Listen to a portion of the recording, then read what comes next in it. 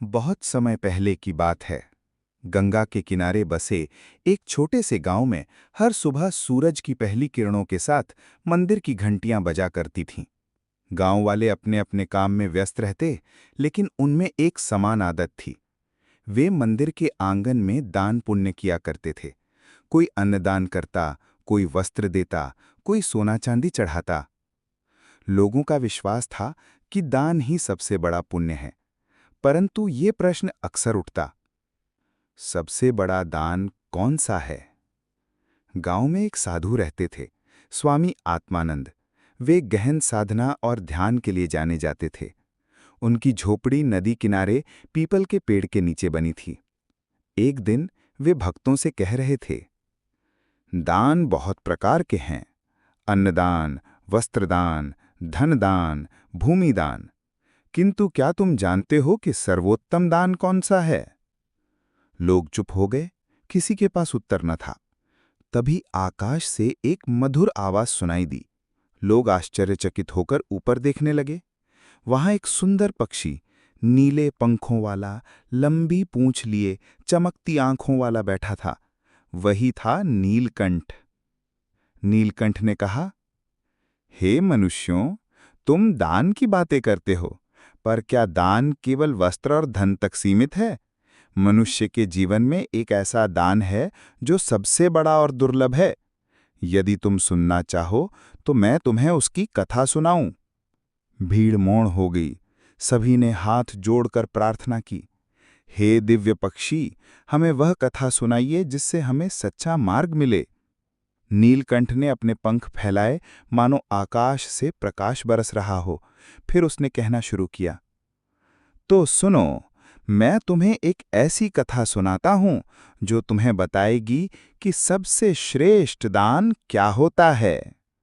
नीलकंठ ने कहा, बहुत समय पहले एक महान राज्य था।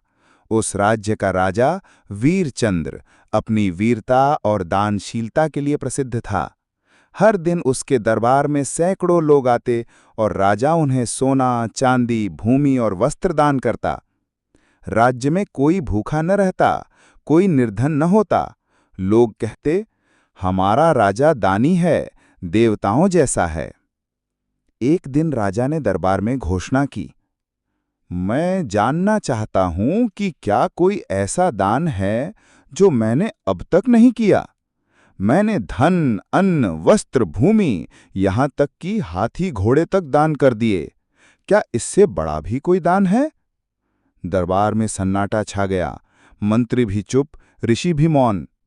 तभी आकाश में से एक नीली छाया उतरी। राजमहल की छत पर बैठा वही नीलकंठ बोला, हे राजन, तुमने बहुत दान दिए, किंतु अभी तक सबसे बड़ा दान नहीं किया। राजा ने चौंक कर पूछा, सबसे बड़ा दान? और कौन सा दान है जो मैं नहीं जानता? नीलकंठ ने कहा, राजन सुनो, धन दान, अन्नदान, भूमिदान सब महान हैं, किंतु ये सब बाहरी वस्तुएं हैं। मनुष्य का सबसे श्रेष्ठ दान है क्षमादान और ज्ञानदान। क्षमादान का अर्थ है किसी अपराधी को दंड देने की क्षमता होते हुए भी उसे क्षमा करना, और ज्ञानदान का अर्थ है अज्ञान के अंधकार में डूबे किसी प्राणी को सही मार्ग दिखाना। ये दान कभी समाप्त नहीं होता, नष्ट नहीं होता और पीढ़ियों तक फल देता है। राजा विचारमग्न हो गया। उसने सोचा, सचमुच मैंने बहुत कुछ दिया, पर मैंने कभी क्षमा को दान नहीं माना, और ज्ञान तो मैंने केवल विद्वानों के साथ ही बांटा, सामान्य जन के साथ नहीं। राजा ने नीलकंठ से कहा, हे दिव्य पक्षी, यदि यही सबसे बड़ा दान है तो मुझे इसकी परीक्षा दो। मैं जानना चाहता हूं कि क्या मैं वास्तव में इस दान के योग्य हूं। नीलकंठ मुस्कुराया और बोला, राजन, परीक्षा आसान नहीं होगी, पर यदि तुम तैयार हो तो शीघ्र ही तुम्हें अवसर मिलेगा। कुछ ही दिनों बाद राज्य की सीमा पर डाकुओं का हमला हुआ। सैनिकों ने उन्हें पकड़कर दरबार में प्रस्तुत किया। मंत्री बोले, महाराज, ये डाकू वर्षों से लोगों को लूटते रहे हैं। अब उचित दंड है कि इन्हें मृत्युदंड दिया जाए। राजा ने डाकुओं की ओर देखा। उनके चेहरे पर भय था। उनमें से एक ने रोते हुए कहा, महाराज, हमें क्षमा कर दीजिए, हम जीवन भर आपकी सेवा करेंगे। दरबार में लोग फुसफुसाने लगे, नहीं, इन्हें दंड मिलना चाहिए। पर राजा के कानों में नीलकंठ की वाणी गूंज रही थी, क्षमा दान सबसे बड़ा दान है। राजा ने गहरी सांस ली और बोला, इन डाकुओं को क्षमा किया जाता है, किंतु शर्त यह है कि ये लोग अब समाज की भलाई के काम करेंगे। पूरा दरबार स्तब्ध रह गया।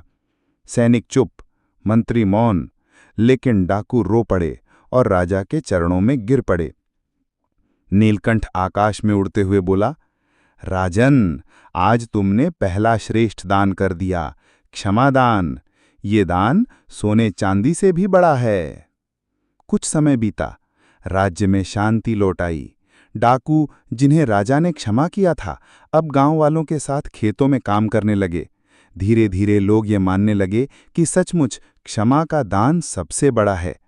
किंतु नीलकंठ ने राजा से कहा, राजन, क्षमा दान महान है, लेकिन अभी तुम्हारी असली परीक्षा शेष है। अब तुम्हें ज्ञान दान की कसौटी पर खरा उतरना होगा। राजा ने विनम्रता से कहा, हे दिव्य पक्षी, मुझे मार्ग दिखाइए। नीलकंठ बोला, कल प्रातःकाल मैं तुम्हें वहां ले चलूंगा जहां तुम्हें ज्ञानदान करना होगा। अगली सुबह नीलकंठ राजा को लेकर राज्य के दक्षिण दिशा में स्थित एक छोटे गांव में पहुंचा। गांव का नाम था अज्ञानपुर। यहां लोग अंधविश्वास और भय में जीते थे। कोई रोगी होता तो उसे जादू टोने से ठीक करने की कोशिश की जाती। कोई निर्धन होता तो उसे दोषी मान लिया जाता। गांव में शिक्षा नहीं थी, न ही कोई शिक्षक। बच्चे खेतों में काम करते, लड़कियां घर के कामों में ही जीवन काट देती। राजा ये देखकर दुखी हो गया। उसने कहा, हे नीलकंठ, यहाँ तो लोग गहरे अंधकार में जी रहे हैं। ये लोग गरीबी और रोग से अधिक अज्ञान से पीड़ित हैं। नीलकंठ बोला, यही तुम्हारी अगली परीक्षा है। यहाँ सोना चांदी बांटकर कुछ नहीं होगा, इनको चाहिए ज्ञान।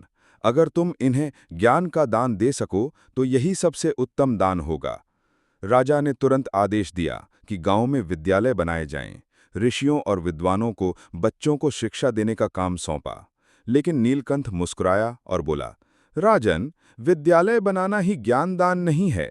असली ज्ञानदान तब है जब तुम स्वयं अपना ज्ञान बांटो, जब तुम स्वयं अज्ञान में डूबे हुए लोगों को प्रकाश दो। राजा चौंक गया। वो सोच में पड़ गया, क्या मैं स्वयं लोगों को शिक्षा दूं?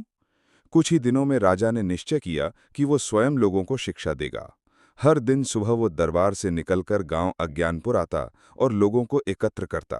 वो बच्चों को लिखना पढ़ना सिखाता, किसानों को उत्तम खेती के उपाय बताता और स्त्रियों को भी शिक्षा का महत्व समझाता। धीरे धीरे गांव के लोग बदलने लगे।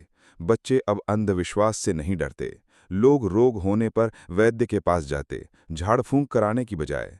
महिलाएं भी सिलाई, बुनाई और पढ़ाई करने लगीं। गांव का अंधकार मिट रहा था। एक दिन गांव की एक वृद्धा ने राजा से कहा, महाराज, आपने हमें सोना चांदी नहीं दिया, पर आपने हमें वो खजाना दिया है जो कभी खत्म नहीं होगा। ज्ञान, यही सबसे बड़ा दान है। राजा की आंखों में आंसू आ गए। उसने सोचा, नीलकंठ सही कह रहा था। धन दान क्षणिक है, पर ज्ञान दान अमर है। नीलकंठ आकाश में उड़ता हुआ बोला, राजन, अब तुमने दूसरा श्रेष्ठ दान भी कर दिया है, ज्ञान दान। यही दान युगों युगों तक जीवित रहता है। कुछ महीने बीत गए। राज्य समृद्ध हो गया। अपराधी सुधर चुके थे और अज्ञानपुर गांव अब ज्ञानपुर कहलाने लगा था। लोग कहते, हमारे राजा केवल दानी ही नहीं बल्कि मार्गदर्शक भी हैं। एक शाम राजा नदी के किनारे टहल रहे थे। तभी नीलकंठ पास आकर बोला, राजन, तुमने 2 उत्तम दान कर दिए हैं, लेकिन अभी एक अंतिम और सबसे कठिन परीक्षा शेष है। राजा ने गंभीर स्वर में पूछा, हे दिव्य पक्षी, बताइए वो कौन सा दान है? नीलकंठ बोला, वो है स्वदान। राजा चौंक गए। स्वदान? क्या मनुष्य को स्वयं को दान करना पड़ता है? नीलकंठ ने कहा, हाँ राजन, धन, अन्न, क्षमा और ज्ञान ये सब महान हैं, लेकिन जब कोई अपने स्वार्थ, अहंकार और यहाँ तक कि अपने जीवन को भी दूसरों की भलाई के लिए अर्पित कर देता है, वही होता है सच्चा स्वदान। ये दान सबसे दुर्लभ है। राजा मौन हो गए। उनके भीतर कहीं एक तूफान उठ रहा था। कुछ ही दिनों बाद राज्य पर आक्रमण हो गया। पड़ोसी साम्राज्य का एक क्रूर राजा अपनी विशाल सेना लेकर आ धमका। उसकी इच्छा थी कि वीरचंद का राज्य हड़पने और लोगों को दास बना दे। युद्ध छिड़ गया। वीरचंद के सैनिक वीरता से लड़े, लेकिन शत्रु सेना बहुत विशाल थी। दरबार के मंत्री बोले, महाराज, आप राज्य छोड़कर सुरक्षित स्थान पर चलें। यदि आप जीवित रहेंगे तो हम फिर से राज्य बना लेंगे। लेकिन राजा ने दृढ़ स्वर में कहा, नहीं, यदि मैं अपने प्राण बचाने के लिए पीछे हट गया तो मेरे लोग निराश हो जाएंगे।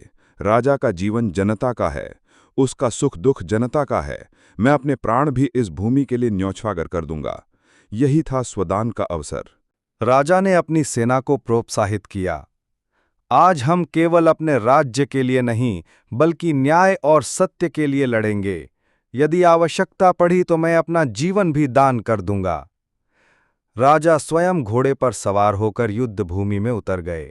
उनके साहस से सैनिकों का मनोबल बढ़ गया। लोग पूरी शक्ति से लड़े।